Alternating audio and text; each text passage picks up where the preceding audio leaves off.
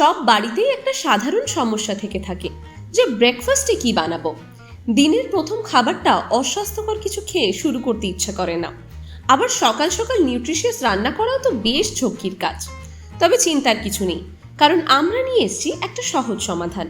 আজকে আমরা তৈরি করব এমন একটা রেসিপি যা পছন্দ করবে ডায়েট ফলোয়ার আর ফুডিরা দুই। আপনাদের অনেকেরই ধারণা উপমা বেশ একঘেয়ে আর বোরিং একটা খাবার। আজকে আমরা সেই ধারণাও বদলে দেব। চলুন শুরু করা যাক। প্রথমে একটা প্যানে অল্প তেল দিয়ে সামান্য গরম করে নিন। এবার 1 টেবিল চামচ জিরে গুঁড়ো, রসুন গুঁড়ো, কুচি করা রসুন, চিলি ফ্লেক্স আর পেঁয়াজ দিয়ে হালকা ভেজে নিন।